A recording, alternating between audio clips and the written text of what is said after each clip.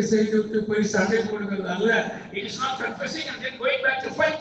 அறிக்கை செய்துவிட்டு போய் பொய் சொல்லுகிறது அல்ல. It is not confessing and going back to speak lies. நீ அந்த பொய்யிலிருந்து விடுதலை பெற வேண்டும். You must receive deliverance from that lies. அந்த கோபத்திலிருந்து விடுதலை பெற You வேண்டும். must receive deliverance from that anger. இல்லாவிட்டால் அந்த பெண்மணி அந்த லைசன்ஸ் கட்ட போல கதையை போலதான் உங்களுக்கு கதை கூட இருக்கிறது. Or else your story will be like that woman who was applying for the license.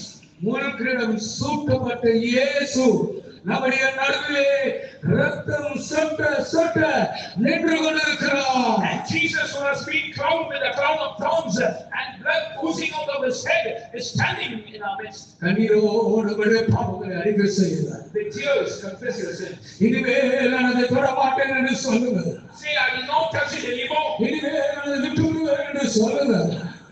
Say, I will forsake it. இனி எனக்கு பாவம் வேண்டாம் என்று சொல்லுங்கள். Say, I do not need sin anymore.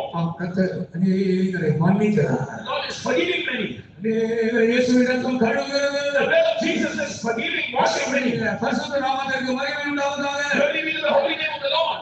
முள்கிடம் உங்களை நீதிமானாய் மாற்றுகிறது. The crown of thorns is making you righteous. இயேசுவின் தியாக பலி, பழுதற்ற பலி உங்களை பரிசுத்தமானாய் மாற்றுகிறது. The sacrifice of Jesus, the sacrifice without blemish that Jesus offered himself as, is making you holy, is making you a saint. நம்முடைய சபையிலே பாஸ்டர் எம்.ஜே. மேத்யூ ஒரு பரிசுத்தவான் இருந்தார். There was a saint by name Pastor M.J. Matthew in our church. Kerala ஆந்திராவிலே அவரை பற்றி அநேகர் சொல்லிக் கொண்டே இருப்பார். And people in Andhra often keep speaking about him. அவர் மூலமாய் ரட்சிக்கப்பட்ட அநேக நல்ல ஆத்துமாக்கள் இருக்கிறார். There are many good precious souls who have been saved by him. கர்த்தருடைய நாமத்திற்கு மகிமை உண்டாகட்டும். Glory be to the name of the Lord.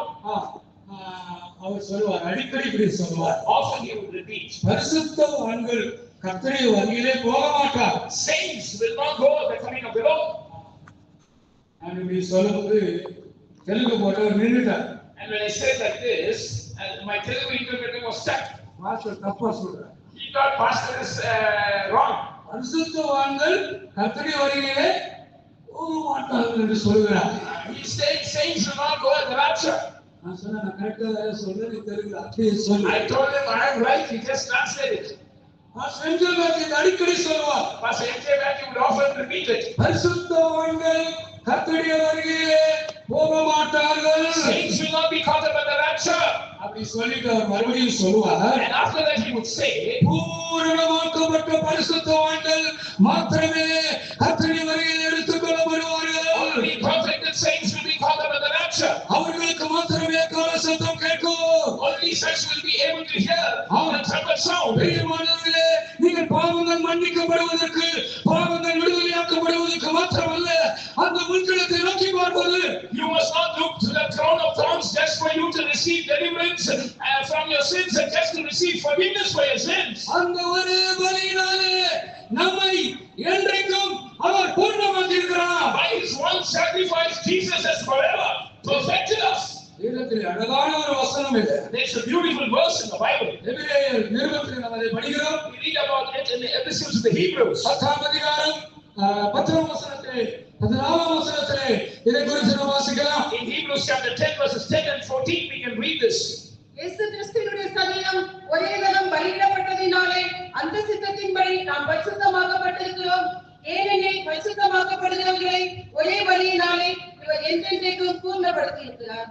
By the which will we are sanctified through the offering of the body of Jesus Christ once for all, and for by one offering he had perfected forever them that are sanctified. நான் முள்கிடத்தை பற்றி பேசிக் கொண்டிருக்கிறேன். I am speaking about the crown of thorns. நான் அழிவில்லாத கிடத்தை பற்றி பேசிக் I am கொண்டிருக்கிறேன். speaking about an incorruptible crown. அழிவில்லாத கிடத்தை நீங்கள் பெற்றுக்கொள்ள வேண்டுமானால் For you to receive that incorruptible crown, முதலாவது முள்கிடத்தை பற்றி ஒரு ஆழமான வெளிப்படுத்தல் உங்களுக்கு வேண்டும். first of all you need a deep revelation about the crown of thorns. ஏன் அந்த கொல்லுகா மலையிலே அந்த இயேசு 3 ஆண்டுகளிலே அந்த முள் வெளியோடு தொங்கிக் கொண்டிருக்கிறார்? Why is Jesus hanging upon the mount of Golgotha with hands and feet pierced with nails and with a crown of thorns upon his head? 10ஆம் வசனம் சொல்கிறது, நாம் பரிசுத்தமாக்கப்பட்டிருக்கிறோம்.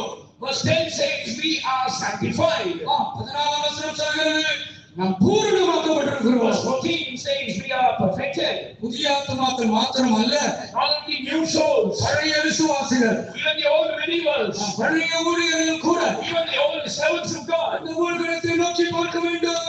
We must look to the crown of thorns. அந்த தியாக வழியை நோக்கி பார்க்க வேண்டும். We must look to the sacrifice of Jesus. இயேசுவின் இரத்தத்தை நோக்கி பார்க்க We வேண்டும். must look to the blood of அந்த Jesus. பூரணத்தை பெற்றுக்கொள்ளும் வரைக்கும் Till we receive that perfection ஒரே வழியினாலே by one sacrifice. என்றென்றைக்கு நம்மை பூரணமாக்கி இருக்கிறார். He has forever perfected us. ஆண்டவருடைய நாமத்திற்கு மகிமை உண்டாகட்டும். Glory be to the name of the Lord. இந்த முழுக்கிடத்திலே இன்னொரு விஷயத்தை கூட சொல்லும்படியாக என் இதயத்திலே ஒரு பாரம் இருக்கு. I have a burden in my heart to speak one more thing about this crown of thorns. நான் இன்னும் அதிகமாக இதை பேச விரும்பவில்லை. I don't want to elaborate much about that. வியாதி என்னும் முள்ளை விடுதலையாக அது முள்முடியாக தரித்தார். Jesus wore the crown of thorns in order to set you free from the thorn of sickness. கடன் இல்லாதவங்க கை தூக்குங்கன்னா கொஞ்சம் பேர் தான் தூக்குவீங்க. If I ask those who are without debt to lift up your hands, only a few hands will go up. ஏழைகளுக்கு கொஞ்சம் கடன் இருக்கிறது, பணக்காரங்களுக்கு நிறைய கடன் இருக்கிறது. And poor people have little debt and the rich people have much debt. எல்லாருமே கடன்ல தான் இருக்கிறோம். All of us are wallowing in debt. ஆனால் வேதம் அதை ஒரு சாபம் என்று The சொல்கிறது. word of God tells it a curse. வேதத்திலே சொல்லப்பட்டிருக்கிற சாபங்களிலே ஒன்று கடன். And one of the curses mentioned in the scriptures is debt. இந்த முள்கிடத்தை நோக்கி பார்த்து அந்த கடனிலிருந்து அந்த சாபத்தில் நீங்கள் வெளியே வர வேண்டும். You must look to the crown of thorns and come out of that debt which is a curse. என் உள்ளத்திலே பாரப்படுகிற ஒரு காரியத்தை மாத்திரம் நான் சொல்லி நான் இன்னும் அடுத்த விஷயத்துக்கு கடந்து செல்ல விரும்புகிறேன். I want to go to the next point by sharing something which is burdening my heart. ஏன் முள்கிடத்தை நாம் நோக்கி பார்க்க Why வேண்டும்? should we look to the crown of thorns? பாடுகளை பற்றி பேசுகிறேன். It speaks about suffering. பாடுகளை பற்றி பேசுகிறேன். It speaks about suffering. பாடுகள் என்றால் யாருக்கு ரொம்ப பிடிக்கும்? Who likes suffering? பாடுகளுக்கு ரொம்ப பிடிக்கும் சொல்றவங்க அலையிலேயே சொல்லுங்க. All those who say I like suffering, please shout hallelujah. இங்க வந்திருக்கிற 99% பாடுகளிலிருந்து விடுதலை பெறுவதற்காக வந்திருக்கிறீர்கள். 99% of people in attendance here have come to be delivered from your suffering. எனக்கு நிறைய பாடுகள் இருக்கிறது pastor. Pastor, I'm going through much suffering. சரீரத்தில் நிறைய கஷ்டங்கள் இருக்கிறது. I have much difficulties in my body. குடும்பத்தில் நிறைய கஷ்டங்கள் இருக்கிறது. Much difficulties in my family. இந்த ஆபீஸ்ல நிறைய கஷ்டங்கள் இருக்கிறது. Much difficulties in my workplace. ஓ கெல்லிஸ் பைபிள் ஸ்டடி வந்தது ஸ்தோத்திரம். And thank God that I've come to Kelly's Bible study. இந்த கூட்டத்திலே இந்த பாடுகள் எல்லாம் பயப்படும். Right in this meeting, all my sufferings will fade away. இயேசு எனக்கு இளைப்பாறுதல் தருவார். Jesus will give me a rest. நான் 30% ஓடு கூட பேசிக் கொண்டிருக்கவில்லை. I'm not speaking to 30% of the crowd here. நான் 60% ஓடு கூட பேசிக் I'm கொண்டிருக்கிறேன். not speaking to 60%. நான் 100% ஓடு கூட பேசிக் I'm கொண்டிருக்கிறேன். speaking to the 100-fold. வசனத்தை கேட்கிறவர்களை இயேசு 3 கூட்டத்தாராக பிரித்தார். Jesus categorized those who listen to the word of God into 3 categories. நல்ல விதை நல்ல விதத்திலே விதைக்கப்பட்டது. And the good seed was sown in a good ground. விதையும் நல்லதுதான், நிலமும் நல்லதுதான். And the ground is good as well as the seed. ஆனால் ஒன்று 30 விளைந்தது. But one field they gave a 30-fold increase. ஒன்று 60 விளைந்தது. The other field gave a 60-fold increase. 100 விளைந்தது. The third gave 100-fold. நான் இப்பொழுது சொல்லுகிற பாயிண்ட் இதுவரைக்கும் சொன்னது 30% பேசிக்கொண்டிருந்தேன். Till now I was speaking to the 30-fold ground. வியாதி, பாவம், கடன் இதெல்லாம் 30% நான் பேசிக்கொண்டிருந்தேன். I was speaking to the 30-fold ground till now about sickness, curse and death. புதிதாக வந்தவர்களோடு, To those who are come newly, ரட்சிக்கப்படாதவர்களோடு, to those who are unsaved, எனக்கு இந்த பிரச்சனை நீங்குமா? to those who are thinking, will my problem be solved? நீங்க இயேசுவால் முடியும். Jesus can solve your problem. வாழ்க்கையை நோக்கி பார்த்தால் உனக்கு அந்த பிரச்சனை சால்வ் ஆகும். If you look in the crown of thorns, your problem will be solved. 60% அவங்க எல்லாம் பழைய ஏற்பாட்டு பரிசுத்தவாங்க. And the 60-fold are the Old Testament saints. அவங்க எல்லாம் அடுத்து இன்னொரு கூட்டத்தார் இருக்காங்க. அவங்க உபத்திரவ காலத்திலே 7 வருட உபத்திரவ காலத்திலே இருக்கிறவர்கள். And there is also a group of martyrs of the tribulation period. 60% இங்கே இல்லை. The 60% crowd are not here, I believe. 60% பலன் கொடுத்தவர். The 60-fold people who gave the 60-fold increase are not here. கிருபையின் காலத்திலே 60% இல்லை. In the dispensation of grace, the 60-fold increase is not there. 100% மக்களோட பேசிக் And கொண்டிருக்கிறேன். speaking to the 100-fold crowd, இயேசுவின் பூரணத்துக்காக எதிர்பார்த்துக் கொண்டிருக்கிறோம். to those who are anticipating to attain the perfection of Jesus, எக்கால சத்தத்திற்காக எதிர்பார்த்துக் to கொண்டிருக்கிறோம். those who are anticipating to hear the trumpet sound, ஒரு மகிமையான சரீரத்தை பெற்றுக்கொள்ளும்படியாக எதிர்பார்த்துக் கொண்டிருக்கிறோம். to those who are anticipating to receive a glorious body, ஆண்டவருடைய நாமத்திற்கு மகிமை உண்டாகட்டும். Glory be to the name of the Lord. உங்களிடத்தை நீங்கள் தியானியுங்கள். Meditate upon the crown of thorns. ஊழியர்களே, தேவ ஜனங்களே, Servants of God, believers. நீங்கள் உங்களிடத்தை தியானியுங்கள். Meditate upon the crown of thorns. இயேசுவின் பாடுகளை நேசியுங்கள். Love the sufferings of Jesus. இயேசுவின் பாடுகளை விரும்புங்கள். Desire the sufferings of Jesus. அந்த உங்களிடத்தை அணிந்து கொள்ளுங்கள். Put on the crown of thorns. ஆண்டவருடைய பரிசுத்த நாமத்திற்கு மகிமை உண்டாகட்டும். Glory be to the holy name of the Lord. ஆந்திராவிலே முதலாக ஊழியத்தை ஆரம்பித்தவர் பாஸ்டர் கேசி வர்கீஸ் அவர்கள். Pastor K.C. Verghese was the pioneer of the Vijayawada ministry. மன்னியுங்கள், நான் விஜயவாடாவில் வந்திருக்கிறேன். Forgive me because I come from Vijayawada. எல்லாமே ஆந்திராவை பத்தி சொல்லிக் கொண்டிருக்காங்க திட்டாங்க. So don't rebuke me that I'm using all terms from Vijayawada. ஆண்டவருடைய நாமத்திற்கு மகிமை உண்டாகட்டும்.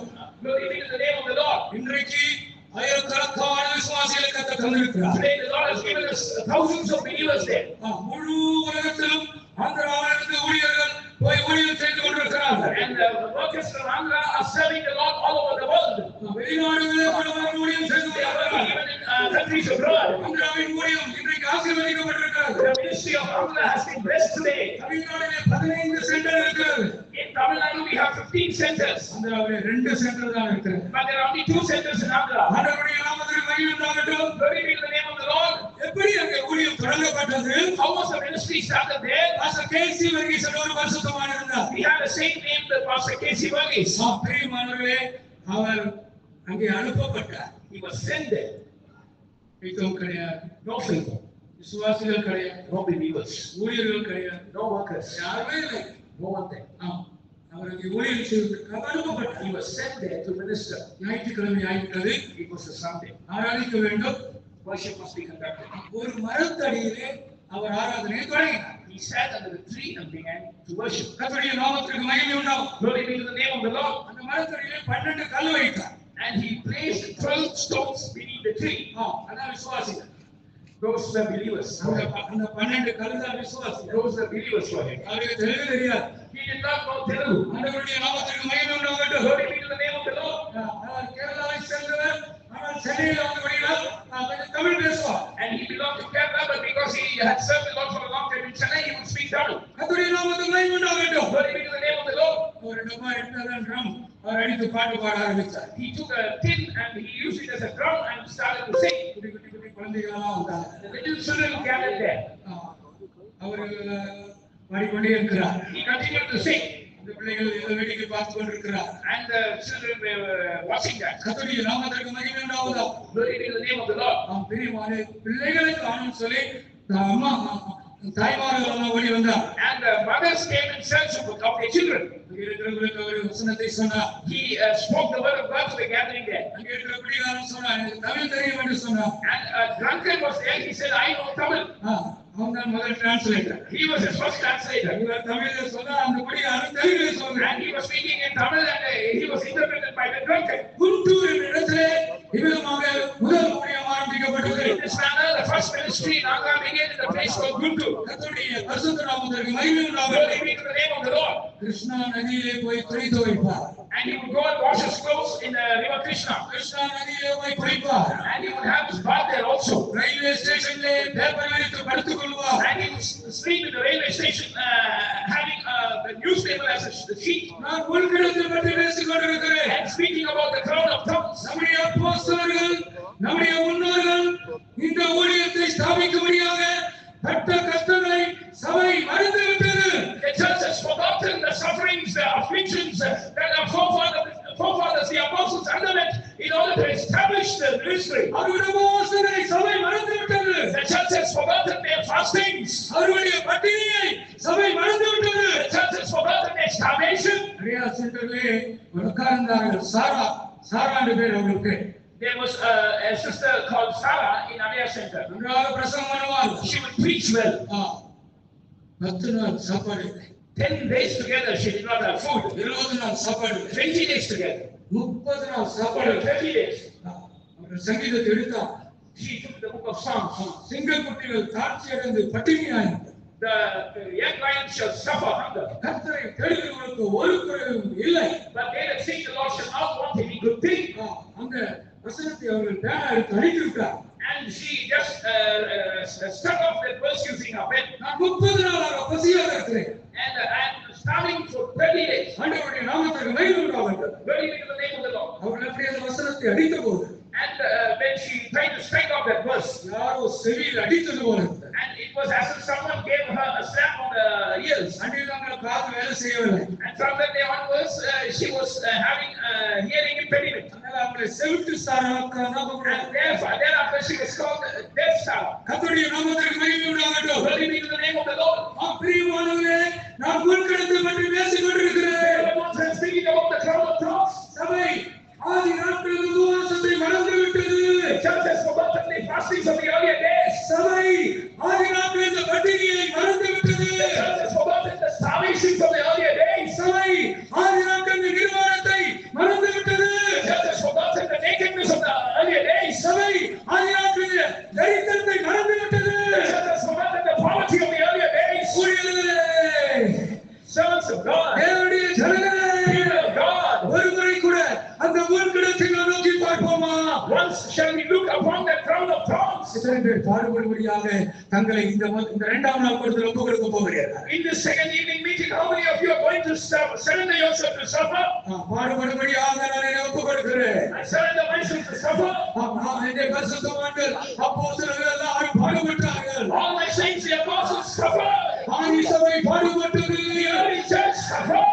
நாம் பாடுகளை மறந்துவிடக் கூடாது. We must not forget the suffering. நாம் பாடுகளை நேசிக்க வேண்டும். We must love suffering. பாடுகளுக்கு ஒப்புக் கொடுக்கிறவர்கள் ரெண்டு கரங்களை வைத்து கொஞ்ச நேரம் ஸ்தோத்திரம் பண்ணுவோமா? All those who surrender yourself to suffering, shall we lift up both our hands and shall we praise God?